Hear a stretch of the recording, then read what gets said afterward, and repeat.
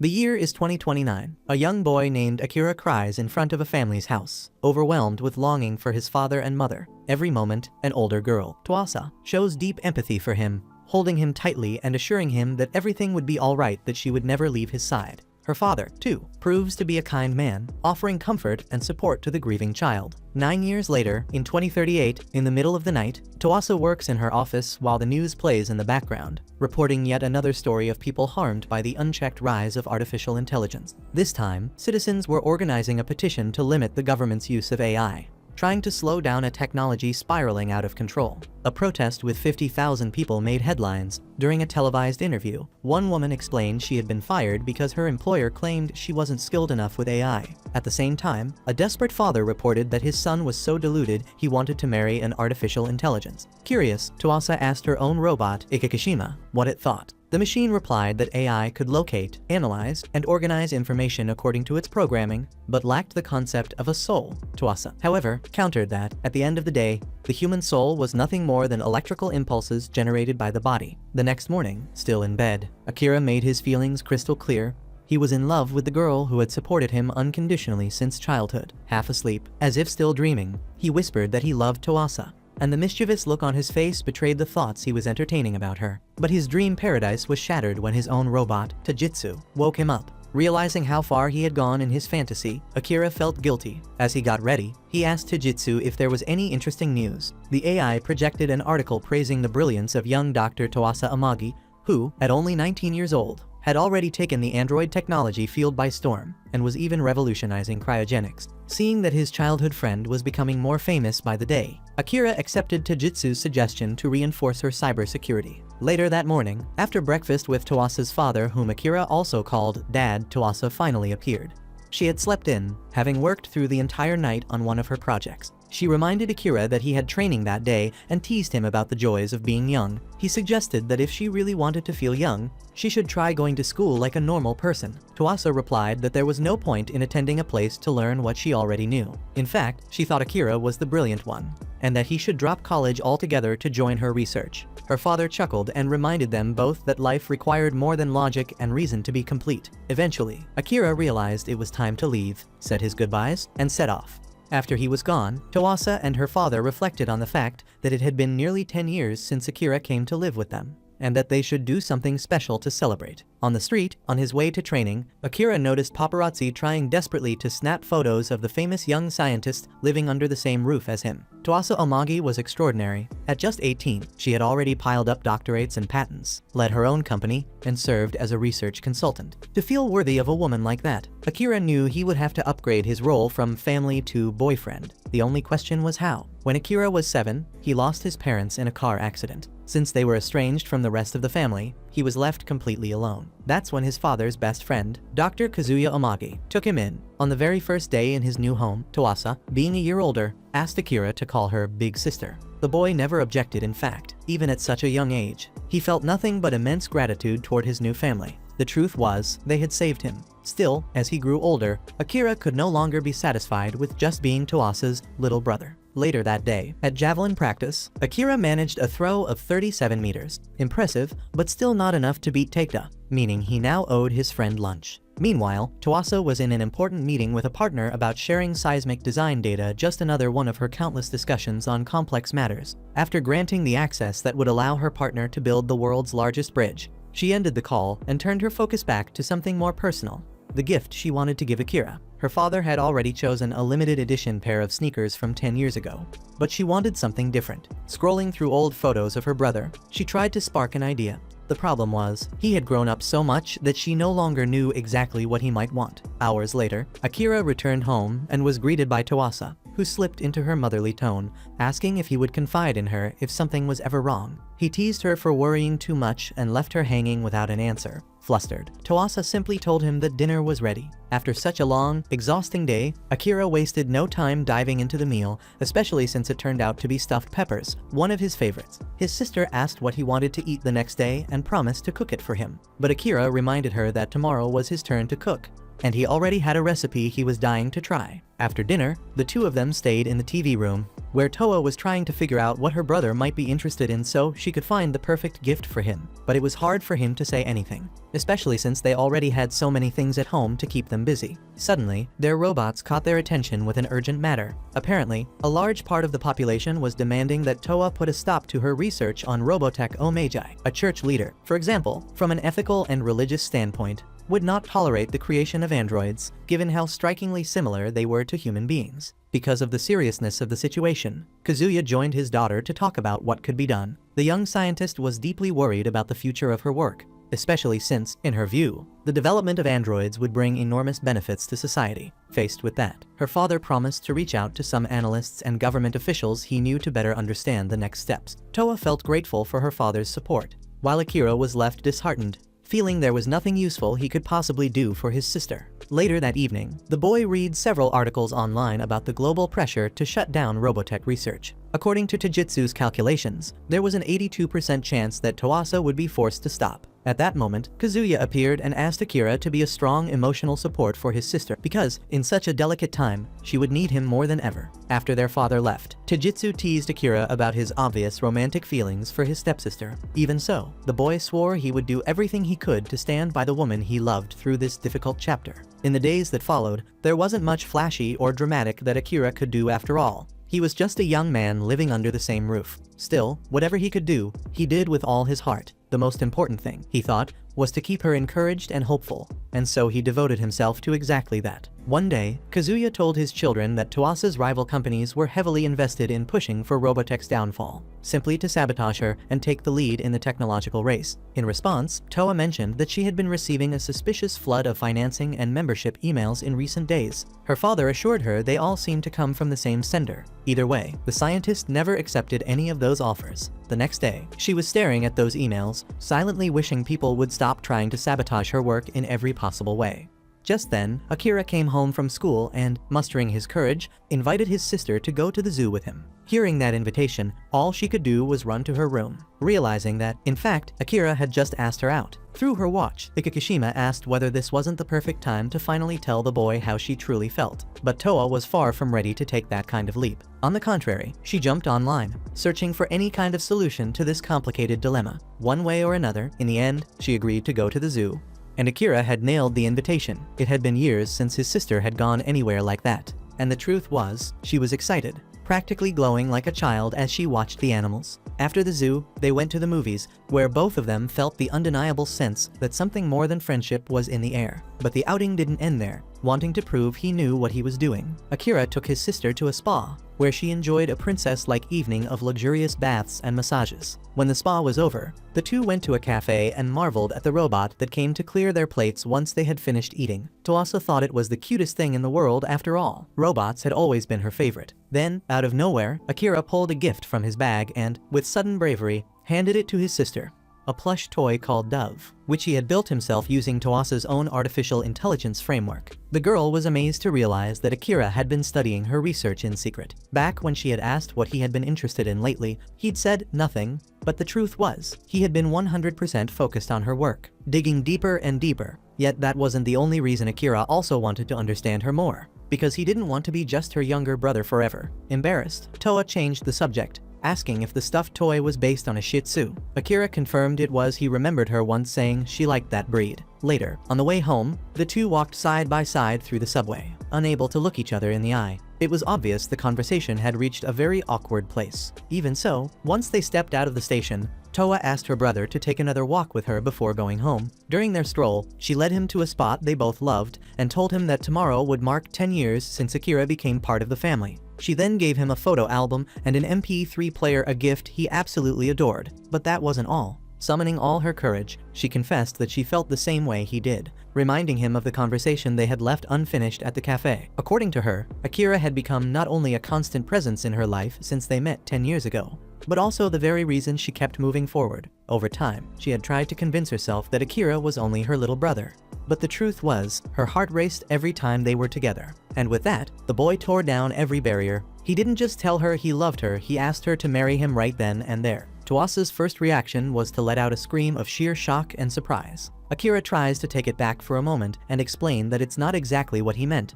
But since the damage was already done, he turns around and admits that yes, that's exactly what he was saying. Seeing that things are getting serious, Toa doesn't back down and replies that she feels the same way. But they couldn't do it now after all, they're still too young. First, they should at least be in a relationship, maybe even boyfriend and girlfriend. And then, when the right time comes, who knows, maybe they could have a family of their own. The next day, Tajitsu praises Akira for taking such an important step toward the future. Still, she warns him that the real challenge starts now. The boy agrees after all, he has to be there for Tuasa, no matter what happens. Meanwhile, Tuasa slowly finds herself falling for her new friend, Dove. She takes the chance to thank Ikakishima for helping her deal with the whole situation with Akira, since it allowed them to finally move forward. To that, the robot admits she was sick and tired of watching the two of them wasting time. With the machine showing such a human-like attitude, Toa considers calling her a personalidade artificial instead of just intelligentsia. Speaking of that, Toa finds it ironic that people use AI for everything. But when someone's on the verge of creating an artificial personality indistinguishable from a human being, no one wants it. In response, Ikakishima points out that humans have never been very welcoming to discoveries that might threaten their control over the world. On that note, the scientist asks the AI to review the research script for android development. In the following scene, a reporter is broadcasting live in front of Robotech Omagi,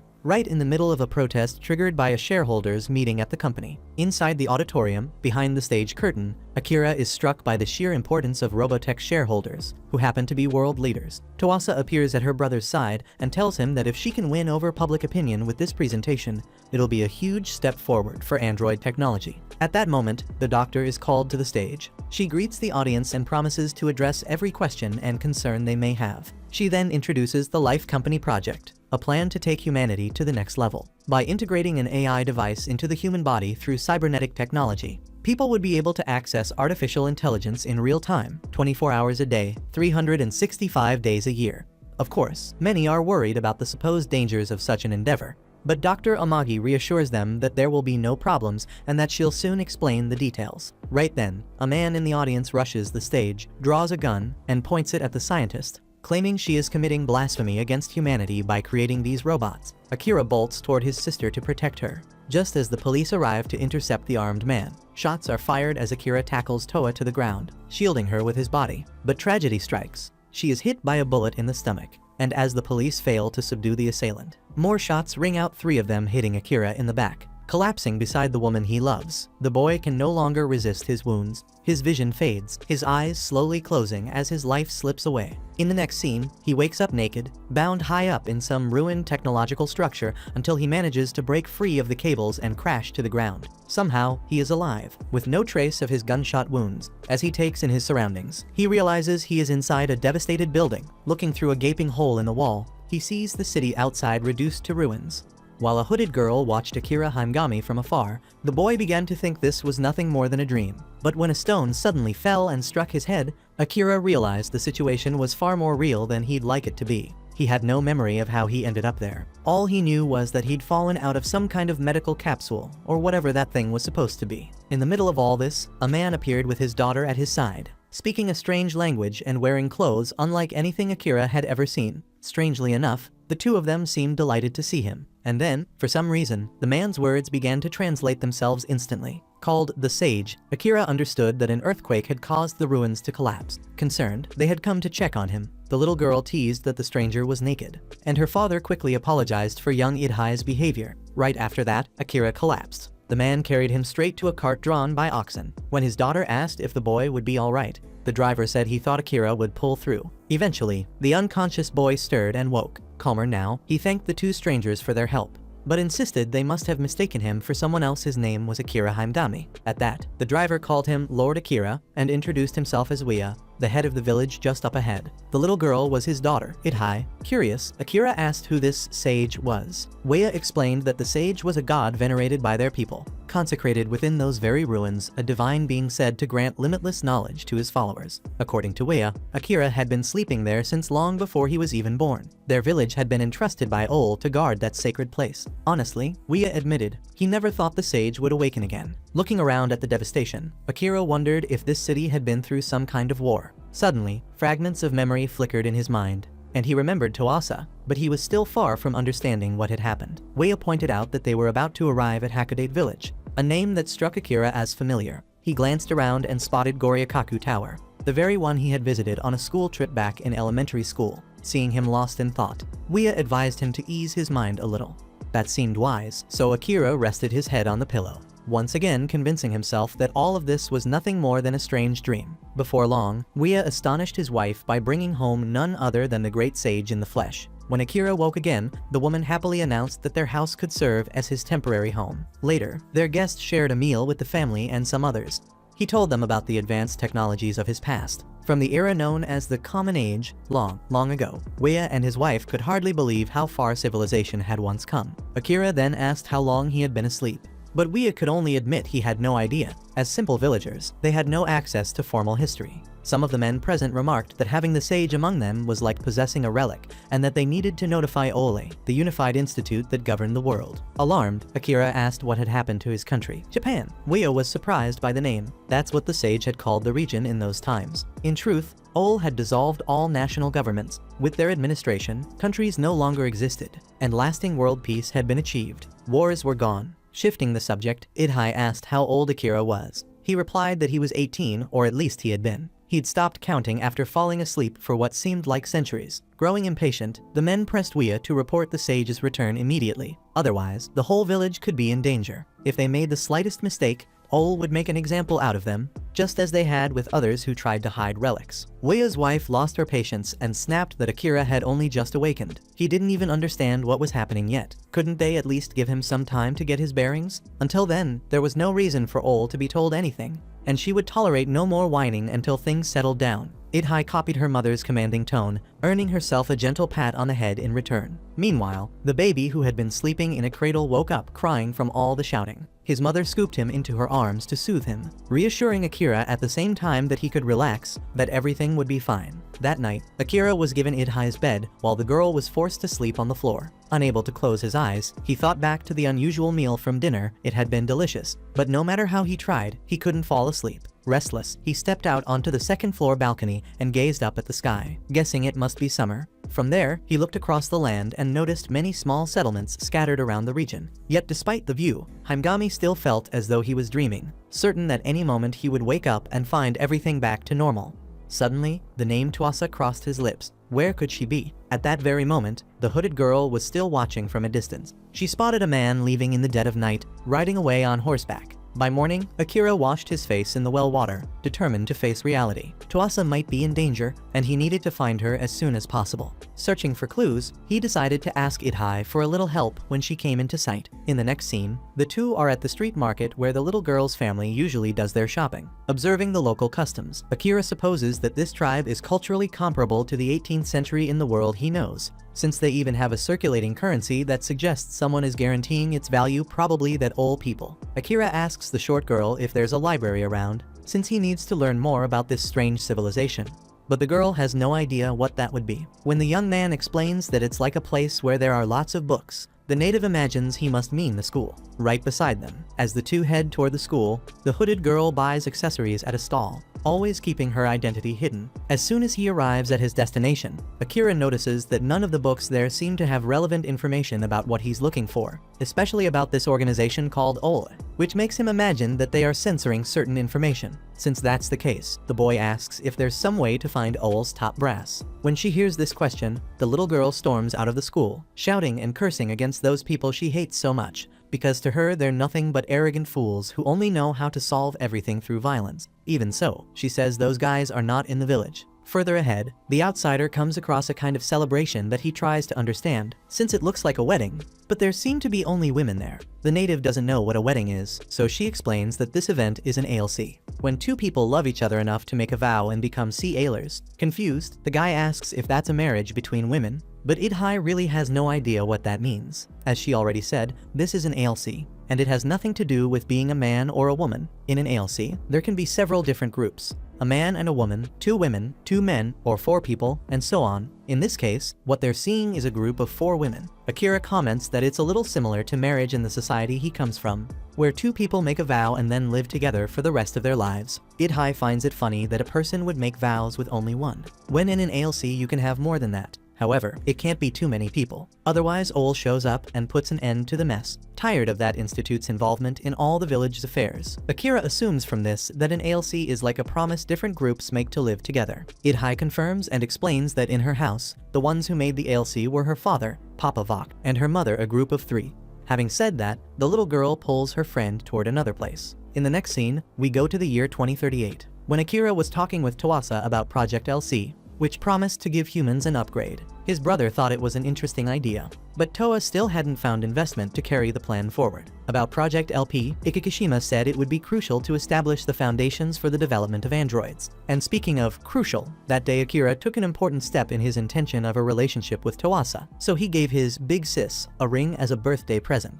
On that note, Toa asked him to stop calling her Big Sis. Back to the present moment, sitting with Idhai in a corner of the market. Akira can't stop thinking about the cultural shock of this ALC, and the difference it has from marriage as he knows it. The young man only stops thinking about it when he greets Taberna, who has just arrived with her baby in her arms. Apparently, Taberna needs a hand from her friend. So, the visitor is taken to a motor vehicle that broke down in yesterday's earthquake, to see if he can fix it. Akira notices that the intake valve is bent. So, to everyone's surprise, he shows that he can repair the car and gets the old wreck running again. According to him, he's liked working with machines since he was a kid. In the middle of the crowd's celebration when the vehicle was repaired, the smiles fade from their faces with the arrival of emissary Canis. Ashamed and with his head down, Wia's partner denounces that the sage is present, pointing directly at Akira Haimgami. At over 2 meters tall, the giant approaches the outsider and crouches down to evaluate him from head to toe.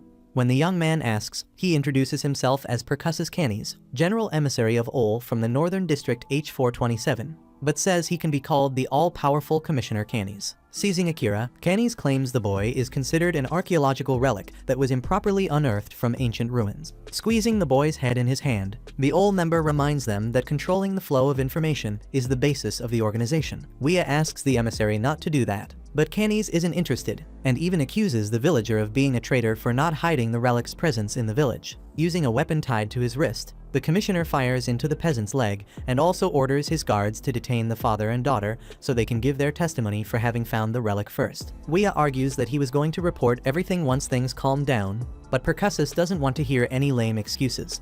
He draws his electric blade and delivers a powerful shock to the civilian's open wound, causing unbearable pain that chills Akira's spine. As if that weren't enough, the aggressor's laughter echoed through the area like a diabolical omen. After controlling the situation, Canis throws Akira, Wia, and Idhai into a cell attached to a train, as if it were a wagon. Akira feels guilty for having caused all of this, while Wia reassures the young man, despite the wound in his leg clearly becoming something serious. Upon arriving at the destination, Canis ordered his armed men to leave the relic in the cell and bring the other 2, since he would soon get rid of them. Speaking of which, the chief sent 3 soldiers back to Hakodate village to kill all the peasants, as he had decided that everyone who knew about the relic's existence must die. In despair, still locked up, Akira called the man a monster. Ignoring the insult, Canis said it was good that the relic would release all its ancient knowledge and help him rise in rank. That said, when the emissary pointed his weapon at Idhai's head, the hooded woman appeared and smashed Akira's cell with a sword made of true luminous matter, resembling a lightsaber. With unstoppable speed, she subdued Canis and delivered a kick that sent the giant flying as if he were just a soccer ball. Badly beaten, the man ordered his soldiers to kill the enemy. Before they could shoot, the mysterious heroine revealed that she somehow knew Akira, but without going into detail, she told the boy to find a safe place to hide. At that, the soldiers opened fire, but the woman activated a shield that deflected the bullets back at the shooters, killing them all. After that, she drew her blade again and destroyed each of the armed opponents scattered around the area, slicing every one of them to pieces without mercy. Running in desperation, Canis asked who the hell this wretch was. While the pursuer scorned the officer's cowardice, he who threw his men forward to die instead of himself. At that moment, one soldier was about to shoot the woman, but Akira threw a piece of iron at his head and stopped it from happening. Canis took advantage of this moment to grab a minigun on the train and began firing wildly in the direction of his opponent. Now, no matter how skilled she was, the commissioner was certain that no one could escape from a machine gun of that caliber. On the other hand, the mysterious figure showed she was on another level. By activating a weapon hidden in her body, the woman fired at her target and violently disintegrated Emissary Canis. The shot was so vast and powerful that it struck a mountain in the background and caused a gigantic explosion. After dealing with the problem, the heroine revealed that she was an android called Yugir. However, upon seeing her face, Akira could swear that the person before him was Toasa. As if that were not enough, the supposed Yugir declared that the 2 of them should marry.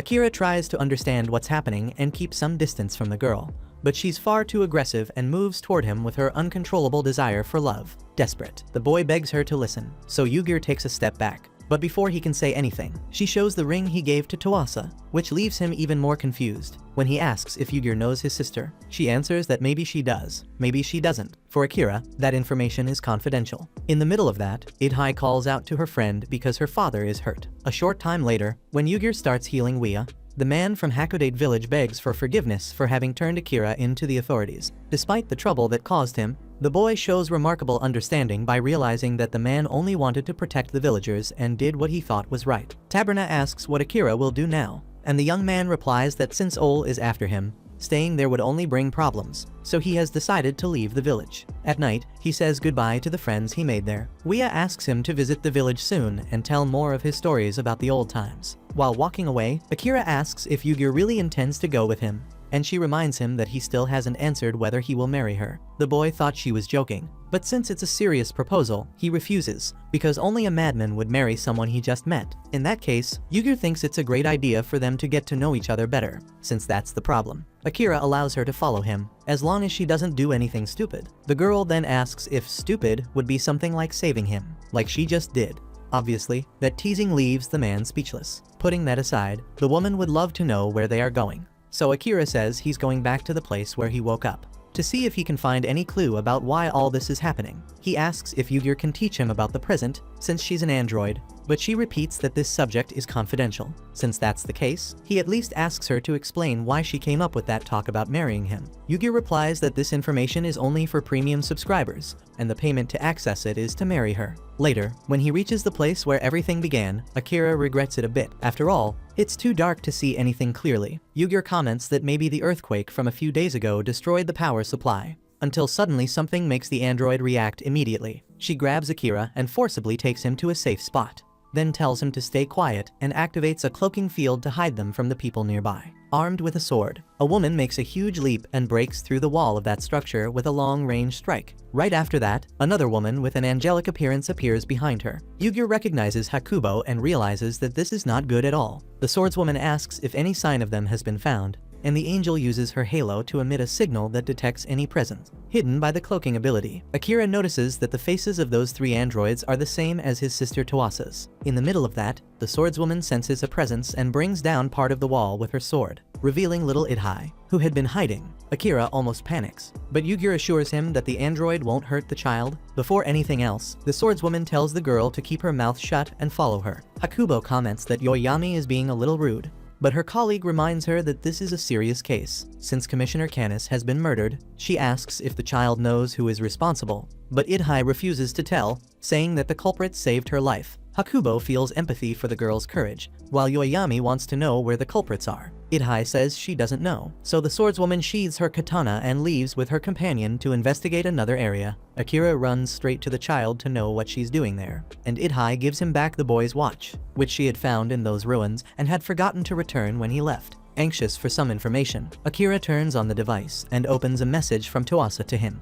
Through an audio recording, the woman says, "I've made many mistakes in my life, and these are the sins that haunt me, and I must live knowing that I am responsible for what I've done. In any case, only I can carry this burden. Akira, my love and gratitude for you are eternal, but you must not look for me in any way, just live the life you have now." Yugir says that this message is from 200 years ago, which makes Akira imagine, logically, that his sister has been dead for a long time. But either way, he holds on to the hope that he can still find her. To do that, he decides to go to the Amagi house in Tokyo, which is where he used to live. With that decided, he makes Yugir promise that he can trust her, so that the two can travel to their destination together. As if making wedding vows, the android promises to be by his side in sickness and in health, in joy and in sorrow. Before continuing the journey, they spend the night nearby to rest. While Idhai sleeps, Akira wants to know who those two were that they encountered earlier. Yugir says they're Yoyami and Hakubo, commanders of Ol's special forces. When asked if the two were after her, Yugir only says that this organization imposed restrictions on digital processing technology. The boy also wants to know if she was part of Ol, and why the three androids have the same face. But once again, Yugir gives that same line, confidential information. Lastly, Akira insists on knowing why she wants to marry him. So the girl crawls toward her companion and says only that it's because she wants to. Since that's the case, Akira gets angry and says that Toasa is his fiancée. But since the two aren't married yet, Yugir makes it clear that she won't give up. Climbing on top of the boy and holding his arms, she reveals that it's part of her functions to be irresistible. In the end, Akira manages to convince the girl to stop the nonsense, but in exchange, he promises to call her only by her name. Since he used to avoid doing that, when the day breaks, the two leave Idhai near the village, in a safe place for her to return. After that, it's time to cross the sea to Honshu. However, upon arriving at the dock where the boats usually depart, Akira learns from a fisherman that all the vessels are out at sea at this time of year, and the ferry only runs once a week. Nevertheless, the boy gets lucky because a man has just arrived and offers them a ride, since he's going to Aomori anyway. The man's name is Aburo, and he works as a wholesaler. When he asks why the young people are going to Honshu, Yugir lies, saying they're going on their honeymoon to Tokyo. In that case, Aburo thinks it's a good idea for them to take the train from Sendai. But since Akira thinks it's too far, the man suggests that they go through Mount Asor first. Yugir says that's the plan to cross the Mutsu Bridge and head to Aomori, so Akira argues with her, since she knew that all along and let him wander around like a fool. When the trip ends, the supposed couple is dropped off at a pier, and they say goodbye to Mr. Aburo to justify his kindness in offering the ride. The wholesaler says that humanity is like one big family. Further ahead, Akira notices that this place doesn't look Japanese at all. Distracted, he ends up bumping into a girl who is running, which breaks her brush. While the boy promises to buy another one for her, Yugir notices that this person dropped a book called Heart Bird. The girl politely introduces herself as Amaru, but when the android was about to ask about the book, she grabs it as if she wanted to hide it, saying it's very special to her. Next, Akira goes to a small market and buys some things for 163 dils. Yugir complains that this was the money Wea gave them to cover the travel expenses, but her friend saw no other choice but to spend a part of it. When giving the change, the young clerk gives too much. So the owner of the market, a violent man, physically attacks the worker and justifies his mistake to the customers by saying he was deceived and bought a useless ledogen on sale. Faced with the situation, Yugir frowns, leaves the entire change for the shopkeeper, and tells her friends to leave. Outside, Akira asks what a ledogen is, and the android explains that it's a group of people who voluntarily gave up their own human rights in exchange for being pardoned for some crime or debt. Under Ol's administration, ledogens are traded to perform several kinds of services and receive food and shelter so they won't be at risk of dying. Akira lowers his head and remarks that this is nothing more than slavery. So the girl replies that he has a very soft heart, and that this could be a problem when Ol starts knocking on the door. Leaving that aside, the boy gives Amaru a new brush. She asks why they came to Oma, and they tell her that this is the first stop on a trip to Tokyo. But since it's still far away, they're going to pass through Mount Asor first. The local girl doesn't think it's a good idea, since Ol has a checkpoint on the main road going there unless they let her show them an alternative route to skip that checkpoint. And so, Amaru leads the two along this secret road so they can continue their journey to the mountain. Along the way, she shows impressive talent by drawing Yugir's face while walking. With every stroke she makes on the paper, Akira can only see Toasa. He asks if the girl wants to be an artist when she grows up, and she confesses that she'd love to draw storybooks. When the boy assures her she has talent for it, Amaru walks ahead, embarrassed, and Yugir then notices that she has a strange mark on her back. When night falls, the trio fills their stomachs with a rabbit that luckily for the other two the android was there to hunt. By the way, Akira asks if she refuels through food, and she replies that her core generates energy on its own and that she eats only because she likes to. The man gets curious, thinking it's nuclear fusion, and ends up almost touching the girl's chest by accident. But before he does, she makes it clear that he'll have to deal with the consequences of that action. Quickly, Akira steps back, realizing he was too distracted. Changing the subject about that book Amaru hid earlier, Yugir assumes it's a banned one but promises not to steal it. So, even though she's hesitant, the girl shows the object and explains that her parents wrote it, since they're story writers, and that this is one of their tales. Yugir admires how the bird was drawn, while Akira hopes the daughter will be able to follow in her parents' footsteps as an artist. Seeing that the two liked the book, the young artist is happy, despite her shyness. The next day, they arrive at Mount Asor. But since there's an old guard at the entrance, Yugir is forced to hide her face with a hood, which ends up working. After all, as she tells her companions, she's had to hide her identity this way from the authorities for 150 years. Now, one thing that wasn't hidden in this process was the sound of the android's stomach growling, even though she doesn't feel hunger. For some reason, her stomach seems to disagree. Anyway, it's her lucky day, because the village of Mount Asor is known for its great street food stalls. Right after placing their order, while the robot devours an entire skewer in a single bite, Akira looks around and laments that the ledogens are so exploited and abused wherever they are. Before anything else, Yugir suggests that her companion shouldn't stick his nose where it doesn't belong. but the boy can't help pointing out that the way those people are treated isn't right. The android explains that the values of a society change over time, and when her friend is about to argue back, he realizes that the clever girl has eaten his skewer, so he has to go buy another one. However, as soon as he stands up, the boy is stopped by armed old men who use the relic as a hostage to force the android to surrender. Once the men have the situation under control, a man appears, calling himself the Magnificent Marlum, claiming to be the brilliant mind behind the plan. According to him, he received a message from his cousin Kenny about the appearance of a relic and had to see it with his own eyes. As for Yuger, since the android has the same face as Hakubo and Yoyami, he immediately figured out it was her. That said, Amaru apologizes to the two outsiders and goes to the old commander, making it clear that she was the one who turned them in. Calling the girl number 1221, the officer mocks the couple for having fallen for a legend story. At that moment, Amaru confesses that she lied to Akira and Yuger because they promised to return to her the books her parents had written if she handed them over. By the way, the girl demands her reward, but Marlum reveals that he burned every last page of them. Then he throws her to the ground and orders his soldiers to give her the same treatment her parents received. As for the android, he commands that she be taken to the station. However, Amaru reacts and creates a distraction, which gives Yuger the chance to take Akira away. Left behind, the Letogin takes a hard kick to the ribs, and with the blow, the old officer discovers her banned book. After being taken to a safe place, Akira runs back to save Amaru, but Yuger stops him. According to her, it's against her operating principles to interfere in that situation. Besides, that girl lied to them. Still, Akira insists on helping her. After all, he feels bad for having treated the girl's dream as something silly, when in reality, it's the reason she lives. And speaking of that, without mercy, Marlum grabs the Book of the Heart's Bird and sets it on fire right in front of Amaru, who starts crying desperately. On the other hand, Yuger ends up agreeing to help as long as Akira marries her. Disappointed, the boy breaks free from the woman and runs after the captured Letogin. Hours later, Amaru was locked inside a cell, missing her parents more than ever in that painful moment. But keeping his word, after knocking out the guard at the door, Akira managed to steal the key, break into the cell, and free his friend from there. Meanwhile, Yuger was quietly watching the prison from a distance. Outside the cell, the Letogin girl tried to understand why she was being helped. After all, she had lied to get the boy in trouble. Akira, on the other hand, acted as if it were his duty to save a partner, even one who had made such a grave mistake. In the middle of their argument, the prison alarm went off, and to make matters worse, one of the guards spotted them. Akira grabbed Amaru's hand and ran, but at the next corner, they came face to face with another soldier.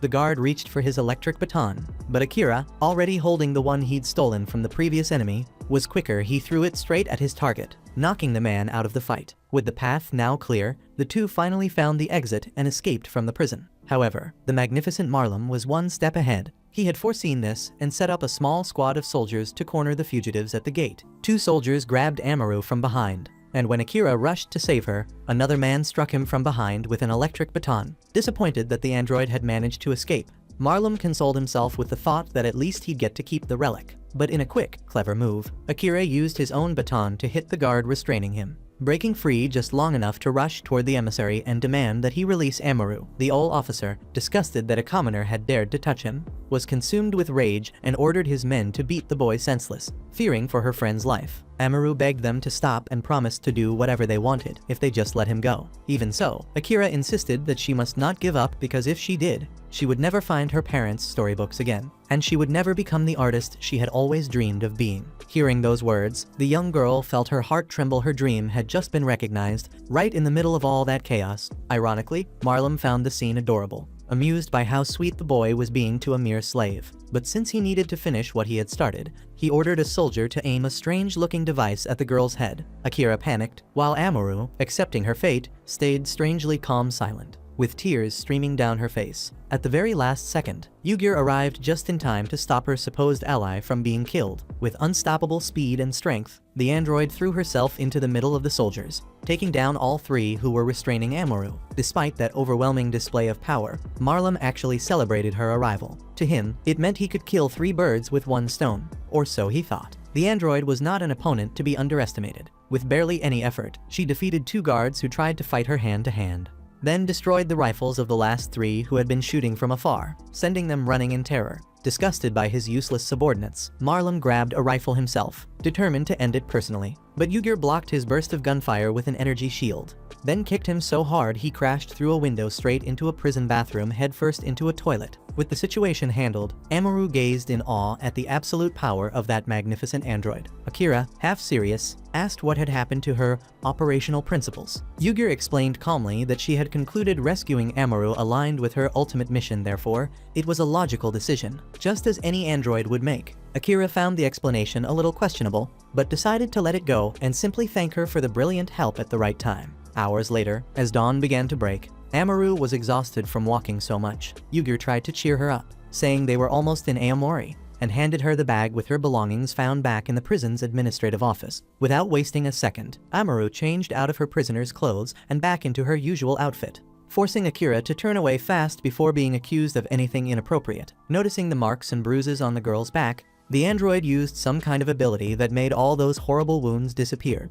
Amazed by the miracle, Akira asked how on earth she'd done it. Yugir gave her usual reply that it was classified, but whispered to Amuro that she had only used a mechanism already present in the human body. Since she could do that, Amuro asked if her friend could also remove the Ledogen mark from her waist. Yugir warned that it would hurt, prompting Akira to ask if there was another way. But Amuro was completely determined she wanted it gone now, tired of that ugly tattoo on her body. So Yugir used a technique to remove it, causing a brief burning sensation, but nothing unbearable. In its place, the android etched the mark of the bird her parents had created, a beautiful tribute to the art Amuro loved so deeply. Overwhelmed with emotion, Amuro began to cry and decided to set off on a journey with her two companions to find her parents' books and to keep drawing along the way, so that one day she could become a storyteller as great as they were. With that in mind, she announced that the three of them should perform the ALC together. Before anything else, Akira, knowing what that meant, told her to put some clothes on first. Once she did, he made it clear that she was free to go wherever she wanted. So Amuro turned to Yugir and asked if she was okay with one more person joining the trip. The android answered that they were all in this adventure together. When Akira smiled and said it was good to have her by his side, Yugir gave him a sharp look and asked if, by any chance, he was planning to commit adultery. After some time had passed, the trio arrived in Aomori. An innkeeper noticed the travelers' arrival and offered them a room at her lodge, and Akira saw in that the perfect chance to finally take a good bath. On the other hand, Yugir noticed the presence of heavily equipped guards around the area. Amuro believed that it was because of this year's Fika season, a famous festival where people look for their ALC partners. However, of course, that event had nothing to do with the three of them, since they were already committed according to the girl, who said that while holding Akira's hand. In turn, Yugir said she agreed and grabbed the man's other hand, emphasizing that the two of them were going to get married. Faced with that unexpected pressure, the man made it very clear that he wasn't going to get married or do an ALC, whatever that was, and that both of them were very mistaken. As he had already made very clear before, his heart was already taken, and the woman who had captivated him had a name, Toasa Omagi. In fact, the main reason for this journey was precisely to find her. Therefore, Amuro thought it was a great idea for them to find that woman soon so the four of them could do the ALC together. Yugir, however, resentful about it, said she would look for other men in her life, and that if she didn't feel anything for them, then she would be sure that her feelings for Akira were real. Following the same thought, Amuro didn't want to see her feelings being questioned for no reason. So both women decided to take part in Aomori's Fika season. At night, during a secret meeting on a secluded dock, after receiving a large sum of money, Lieutenant Colonel Yamabuki said he expected nothing less from Calcram, the aspiring head of the Lontano family. In response, Calcram assured him that he couldn't have paid less after all. The unregistered equipment from Ol's Tokyo headquarters was always top of the line, because of the amount of weapons the man had purchased. The colonel asked if he was about to start a war, and Calcram answered that he could never be too prepared for the one that was coming. Having said that, he thanked the lieutenant colonel and the emissary who had mediated that deal. Yamabuki commented that, according to what he had heard, Calcram had a new rival. But before he could finish his reasoning, he was surprised by the arrival of an armed group from Miss Fides, the eldest daughter of the Lontano family. Fides herself appeared last and apologized for the sudden intrusion, but said she had to intervene the moment she learned that her guests were in danger. The colonel asked what kind of nonsense that was, and the woman explained that a rat had infiltrated her younger brother's men,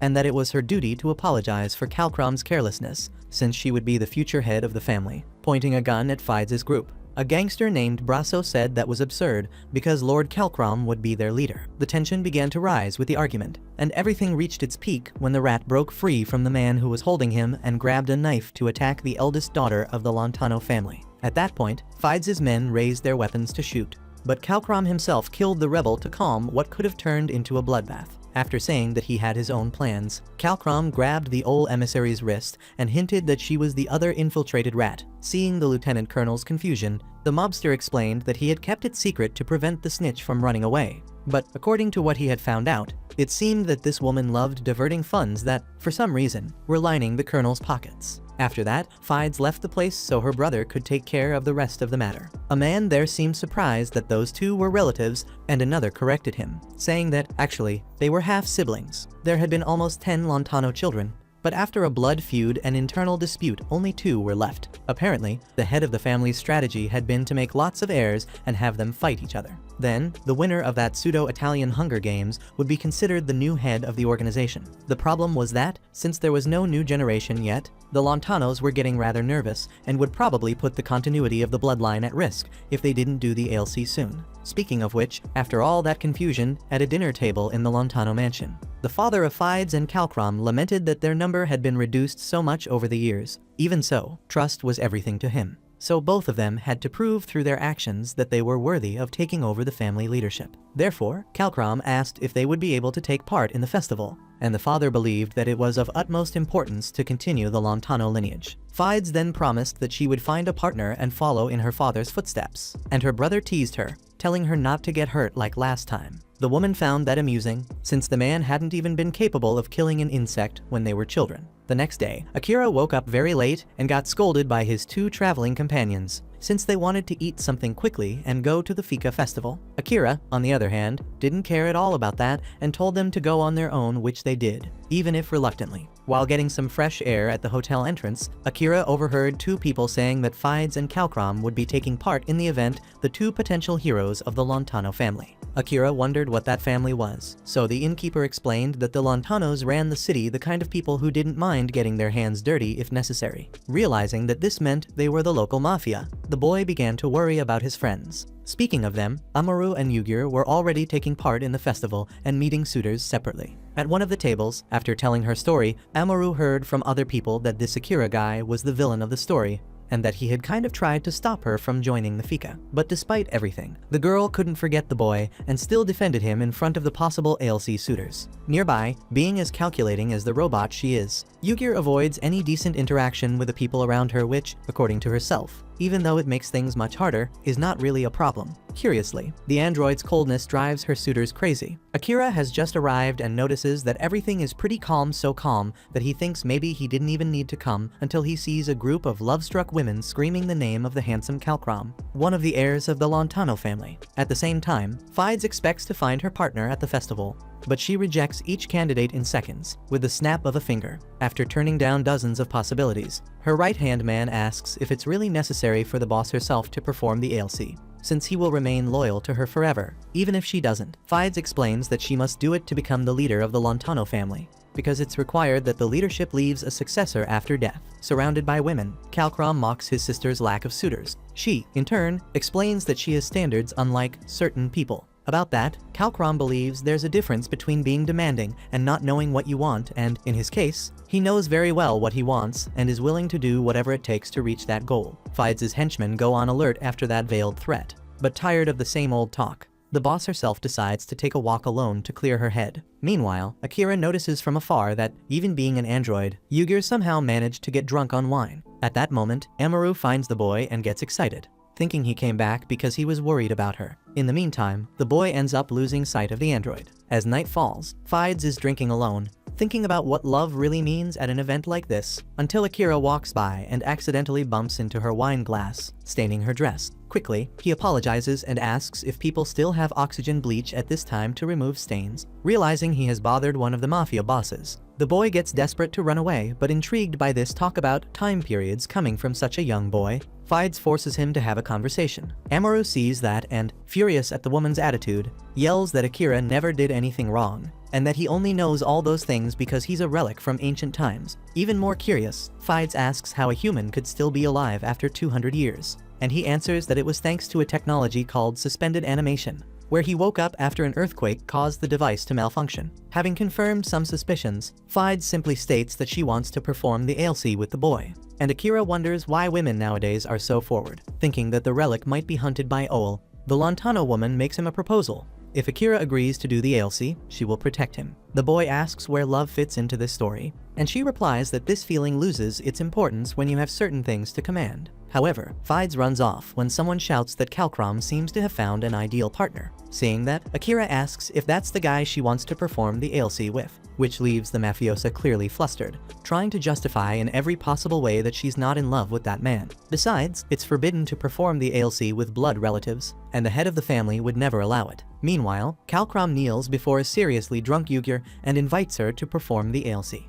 After the event, in the inn-room, Amaru asked if Yugir was going to accept Ailsi's invitation, since she had said she wanted to marry Akira, thinking the girl had no idea what getting married meant. The android explained that marriage is a social, romantic, and financial relationship established between a man and a woman. Amaru thought it sounded kind of complicated to have feelings for just one person, and wondered what happens if you start liking someone else. Yugir assured her she only had eyes for Akira, but unfortunately, it seemed he also only had eyes for one woman, just not her. Despite a bit of resentment, the robot felt admiration for the way the boy handled things. The next day, Lontano found out that his son had found a partner to perform the ailsi at the previous day's festival, so he expected him to make a child as soon as possible to secure the family's future. Meanwhile, Fides vented to Kenshin, her horse, that the whole town was spreading rumors about her brother's relationship, as if the union between him and his supposed bride had already been decided, which wasn't true. At that moment, the mob boss's right-hand man arrived to ask about yesterday, and the boss assured him that she had found her own partner. Speaking of which, Yugir decided to tell her companions that she had a date scheduled with Kalkram. Obviously, Akira and Amaru thought it was a terrible idea,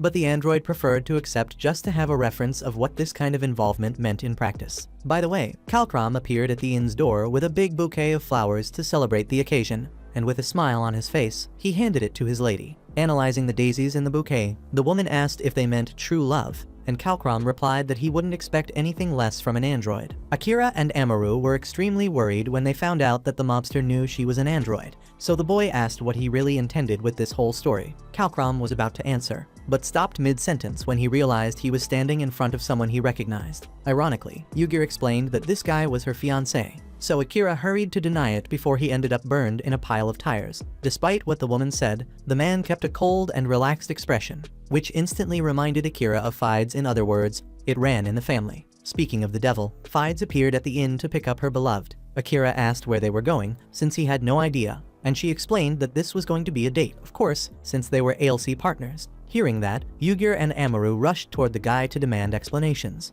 While Kalkram suggested they should all go out together, that way they could spy on their respective enemies. When the mobster showed his car, Akira and his friends were left with their jaws dropped, and he explained that he had a bit of influence inside Ol. So every kind of supply and intelligence came directly from Tokyo to him, like that vehicle. Upon hearing that name, Akira asked him everything he knew about Tokyo, but Kalkram didn't think he should give that kind of information away for free. However, he assured them he might say one thing or another if the trip turned out to be fun. With no way out, Akira got into the car, and Kalkram announced the start of the double date plus Amaru's presence. After their first stop, impressed, Amaru ran ahead like a child, while a man in a suit watched the couples from afar. Akira asked where they were, and Fides said this was the shopping district. Yugir's eyes caught a necklace from a stall, and her partner revealed there was a great variety of gems to explore in that place, and that this one would fit his beloved perfectly, so he wanted to give it to her as a gift. When Kalkram noticed Akira staring straight at him, he smiled in a mocking yet charming way, while Fides wanted to know if something was distracting the boy. Losing patience with his behavior, the woman threw 3 shopping boxes onto Akira's lap and said there were still more stops to make. As she walked ahead, Amaru said her friend shouldn't have accepted the invitation to this date, but he reminded her that this member of the Lontano family must have a lot of valuable information. Besides, he couldn't let Yugir go alone with that guy. Noticing that Fides only had eyes for Kalkram, Akira thought it must be allowed for siblings to perform the ailsi, which didn't exactly make him comfortable, but what could he say, since he himself was in something similar with his sister back on Earth. Thinking the man was checking out Fides, Amaru shoved her lollipop into his mouth as revenge, while the mob boss called out to her partner as if he were her servant. On the other side, keeping an eye on the situation, Yugir took Kalkram aside to complain that this double date had been a terrible idea. The man thought the robot just wanted to make her supposed fiancé jealous, although he himself didn't know his sister had invited Akira to an ailsi. By the way, Yugir pointed out that Fides was now her #1 enemy, But her partner said that, despite everything, it looked like their plan was working. Yugir even agreed that it was, just as the man had said the night before. After the festival, while drinking from a wine bottle until late at night, the robot couldn't contain her emotions, if we can call them that. When Kalkrom accidentally stumbled into her and asked if she was okay, she stood up with all the fury in the world and shouted, "Do I look okay to you?"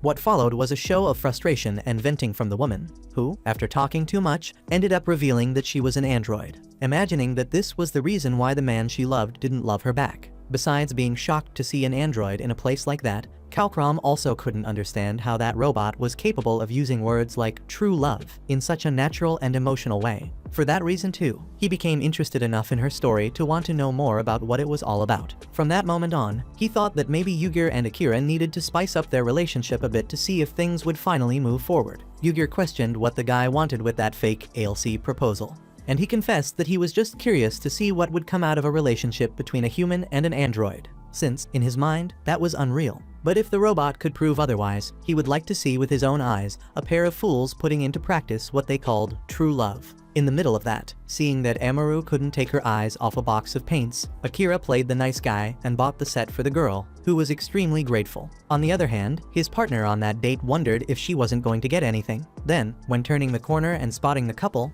Yugir saw her beloved giving a flower to Fides, so she made sure to show all her dissatisfaction up close to Akira. Taking the date a little more seriously, Akira suggested they go to a library. Of course, the trick was that he wanted to give the meeting a more cultured atmosphere.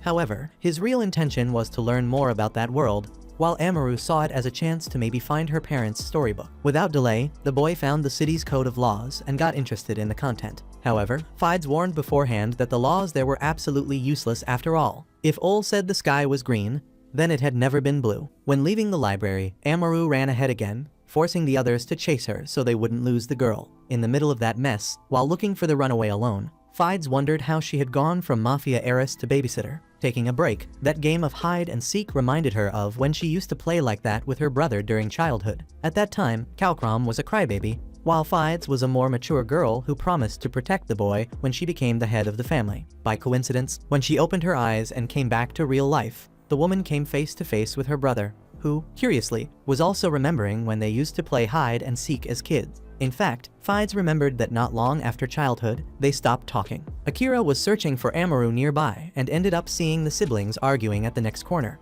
so he hid to watch the scene without being noticed, using the memory of hide and seek. Kalkrom said that his sister had always been too good at it, and he recalled old times by wrapping her in a sheet, just like they used to do years ago. Clearly too emotional for that warm moment, the woman turned her back and walked away before that could turn into something they couldn't control. From that moment on, it became clearer than water to Akira that there was something between those two. Speaking of which, when he saw that Yugir had a new necklace, the man couldn't hide his displeasure, so he frowned and asked what that accessory meant. That reaction was the happiest thing in the android's life, as she could now throw it in his face that he was jealous. Akira replied that even if he were, Yugir would never understand what love is, so she got angry and reminded him that she was only on that awful date to learn what that feeling means. In fact, Yugir and Amaru asked if the guy wasn't also going to end up with that Fides woman, and he reminded them once again that he was already engaged to Tawasa. Later, the couples got back in the car to continue the ride, but one of the tires went flat. While Akira changed the tire, Kalkrom was really intrigued by the fact that he knew how to do that after all. A Lontano heir only needs to learn one thing since birth, to dedicate his life to the family, and that includes this ALC thing. By the way, the boy asked if the mafioso really liked Yugir, and he answered that she was. In fact, interesting. Kalkrom asked why he was asking, imagining that maybe he had an interest in the android, so Akira hinted back, asking about Lontano and his sister Fides. Then the boy dropped a nut under the car and bent down to get it, while Kalkrom asked how Akira felt about Fides, saying that he would bless whoever became her partner. As he said that, the man lightly kicked the jack that was holding up the car, making Akira rush out from under the vehicle in desperation. Then Kalkrom added that, on the other hand, he was willing to kill anyone who broke his sister's heart. Meanwhile, the three women went for a walk while the men changed the tire. At every moment, Yugir showed a genuine concern about finding her true love and a great frustration for only failing so far. Fides, on the other hand, acting as if she were the robot in the story, didn't believe in that tale at all, since she had been raised her whole life to be the cold heir of a bloody throne. Suddenly, a dock container almost fell on a worker, but Yugir quickly dashed forward to stop it from happening, showing impossible speed and strength for a mere human. Seeing that, Fides was certain that person was an android, and since androids can't have children, she wondered what Kalkrom wanted with that woman. Then, when Akira and Kalkrom came running toward the noise, Fides ran away without thinking, giving in to the feelings she couldn't express about her brother. One day, in their childhood, after the girl tried to act like the good one, her brother lost his patience and threw it in her face that he had seen her terrified of some difficult and scary things, and had already heard her say that she didn't want to be the head of the family. That's why he himself would become the boss and change the fate of the Lontano family so that his sister wouldn't have to cry anymore. When Akira caught up with Fides, she admitted that Kalkrom would be a better boss than her. Because, despite appearances, he was a charismatic, intelligent guy with a big heart. Within their family, a child who doesn't fit the profile of a leader is automatically thrown to the wolves, and the rule among the siblings has always been rivalry between themselves. However, Kalkrom secretly protected and took care of everyone, even finding jobs for his brothers and helping them whenever he could. Still, Fides believes she should be the one in charge because leading the Lontano family is a very painful task for a sweet boy like her brother. Meanwhile, after seeing Yugir save the worker at the dock, one of the Lontano agents tells the head of the family that an android from Ol was seen in action. Since his son recently bought equipment from that organization, Lontano believes Kalkrom is directly involved in the case, so he sets out to settle the matter. Back to the couples, Kalkrom closes the family restaurant just so they can finish the evening together. Taking the chance, the mobster asks if Yugir is going to form the ALC with him. Akira and Amoru hold their breath from the tension, and when Fides stands up to speak, Yugir herself makes it clear that she was wrong in trying to validate her love in such a strange meeting, when in fact she has realized that she needs to find true love in her own way. Since her friend brought up that subject, Akira takes the opportunity to ask Fides and Kalkrom to talk about what they really feel, but the meeting is interrupted by Lontano. Accompanied by dozens of armed men, the head of the family sees his children together like that and confirms his suspicions that the two have always had a certain chemistry, then accuses them of planning to be together and have no children, so that they could kill their father and take over the leadership. In addition, Lontano accuses Kalkrom of having bought that android on Ol's black market and of hiding this information from him. Seeing that things are about to get ugly, Akira looks at the only person there who could save them. But Yugir was practically in a relationship with a bottle. She was so drunk. Kalkrom explains that the weapons were bought only as a precaution, and the android ended up being included in all that. Since she thought her brother wanted to go to war against her, Fides feels relieved. Either way, it's time to solve the situation. So Lontano throws a revolver to Fides and orders her to kill her brother to finally become the head of the family. Kalkrom tells her to go ahead, because otherwise, they'll both be killed. Extremely tense, Fides holds the gun tightly until Akira stands up and asks her not to do it. In the meantime, Kalkrom himself grabs the revolver from his sister's hand and shoots his father, but ends up hitting a gangster who was standing in front of him. Because of that, Lontano orders his men to kill everyone except for the android, taking advantage of the fact that she's drunk. At that point, tired of all that damned noise, Yugir starts a detoxification procedure in her body to remove the alcohol's effect. According to her, even robots have the right to let loose once in a while, and since Lontano and his men decided to ruin that moment, they will all pay for it. Suddenly, Akira notices a sniper hidden in the corner of the hall. Seeing that he's about to shoot the robot, the human steps in front of her and ends up taking the bullet in his back. Kalkrom reacts immediately, shooting the sniper in the forehead, while the boy's bullet wound begins to bleed heavily, and even though his vision grows blurrier by the second and the pain is unbearable, all he worries about is whether Yugir got hurt. While healing her companion, the android analyzes every enemy present in that room, then asks Amoru to take care of Akira so she can handle the situation. With great difficulty, Akira asks her not to kill Lontano, which Yugir finds intriguing, since that man is trying to kill the boy. Either way, the robot tells Kalkrom to step back, because things are about to get serious. The man tells her to be careful, since his father has gone up to the top floor, pressing knives against people's throats. So, Yugir launches a few robotic spheres into the air.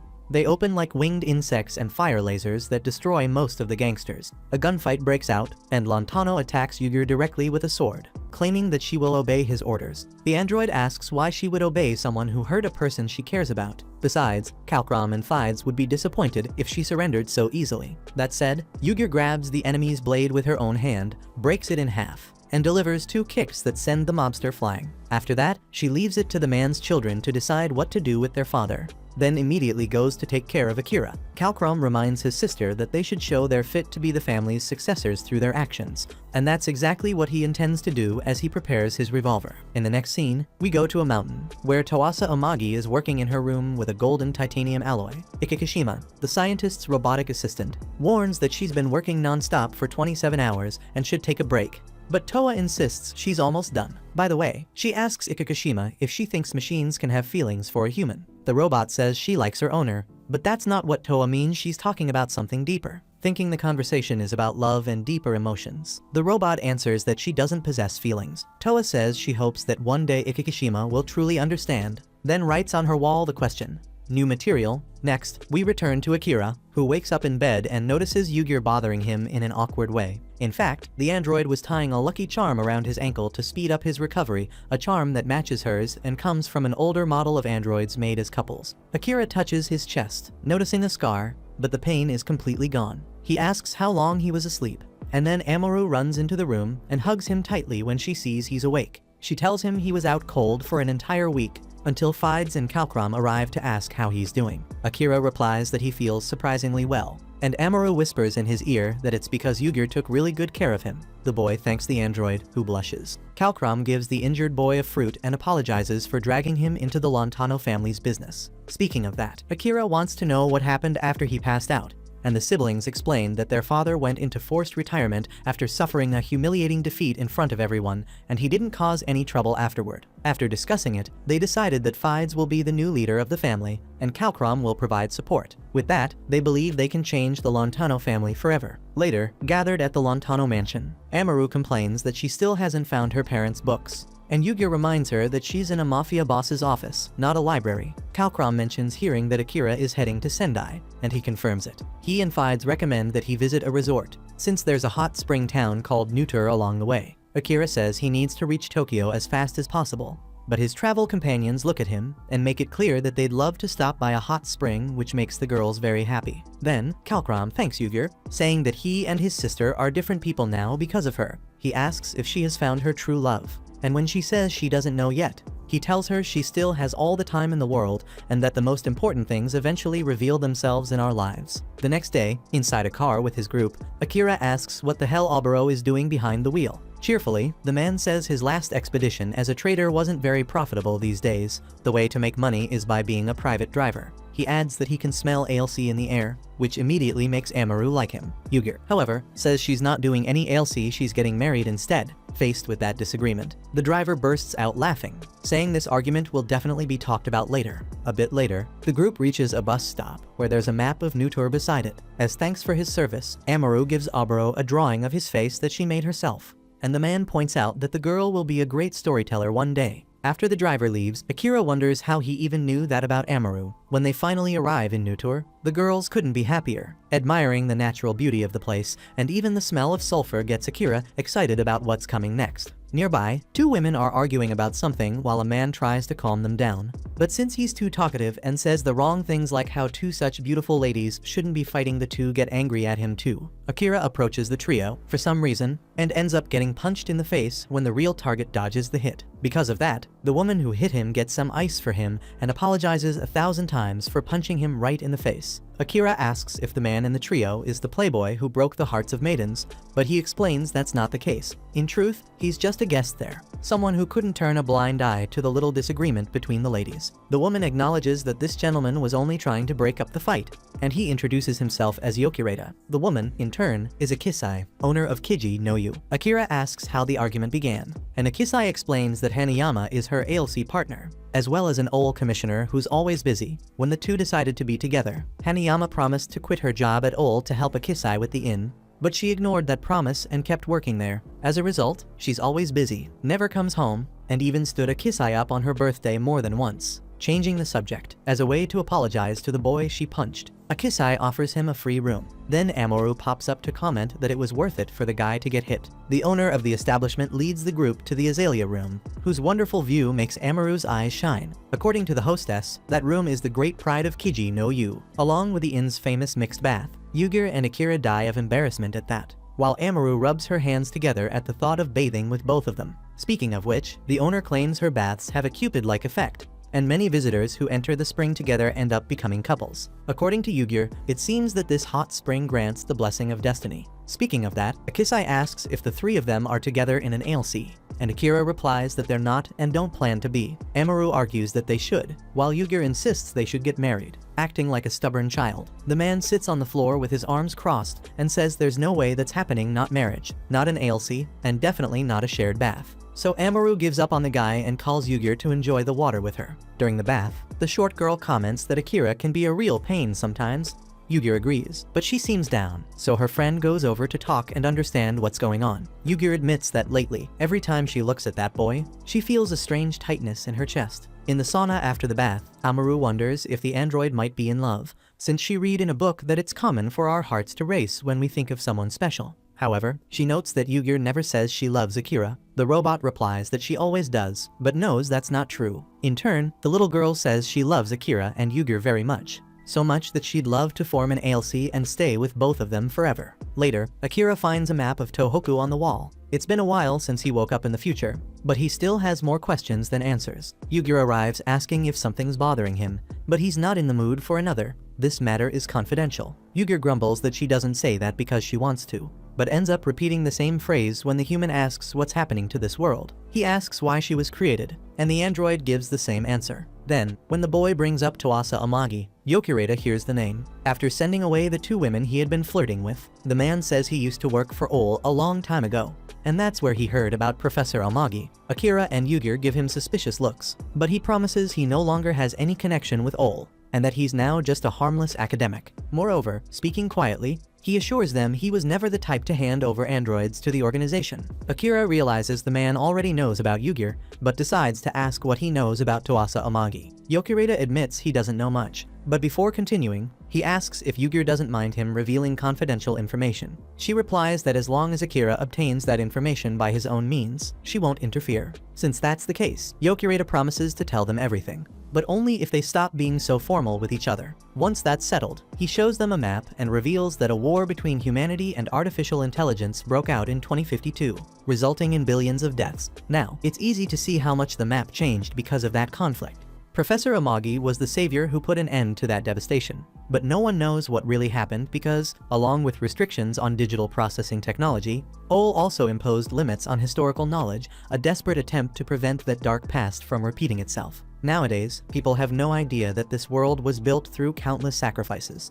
Akira asks how she ended the war, and Yokireta explains that it was through the implementation of the External Series, a program of armed androids created by Amagi. At that moment, the women who were with Yokireta call him back, but before he leaves, Akira asks what happened to Toasa afterward. He answers that no one knows after the war ended. Amagi founded Ole alongside the Six Sages, and after that, she vanished without a trace. Akira holds onto the hope that she might still be alive, but Yokireta reminds him that the war happened 200 years ago, and it doesn't seem rational to think Amagi is still living. After that conversation, Akira becomes thoughtful about all those impressive revelations regarding the war against the Eyes and the founding of Ole by Toasa's hands. Even so, that doesn't stop him from finally relaxing a bit in the inn's hot spring. As soon as he realizes he's alone, the lucky guy starts swimming freely and enjoying this rare moment. However, just as he starts getting into the mood, he bumps into Yugir naked in the water. Mortified, she starts throwing wooden buckets at the poor guy. Meanwhile, Amaru calmly draws in the inn's beautiful garden until Akisai appears to praise the girl's talent. Hanayama arrives soon after to comment that this garden is one of the inn's greatest prides, which prompts Akisai to start teasing the other woman,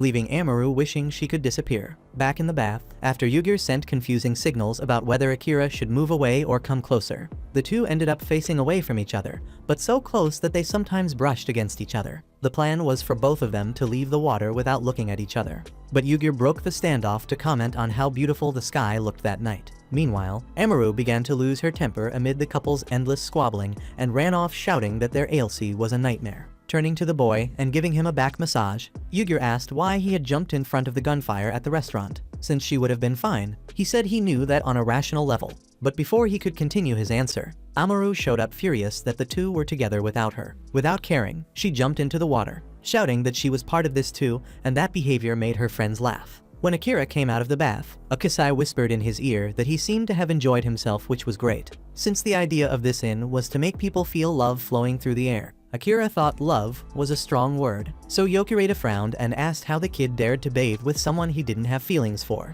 When the boy explained it was an accident, the two kept teasing him, doubting his word. When Yugir and Amaru arrived, the artist asked which place would be best to draw a sketch, and Yokireta pointed on a map to the crater of the third strike, a huge hole formed during the war that now offered a beautiful view despite its history. When Amaru got excited about visiting the area, Hanayama promised to take her, since it was easy to get lost there and it was also on her way to work. In that case, Yokireta confessed he'd like to join the group. In the middle of it all, Akira asked Yugir if she'd like him to do something to repay the favor, since she had taken care of him while he was injured. Extremely nervous, the android had never stopped to think about something like that. But after reflecting a little and gathering all her courage, she invited the boy out on a date. Check out these videos appearing on your screen and subscribe so you don't miss the next part.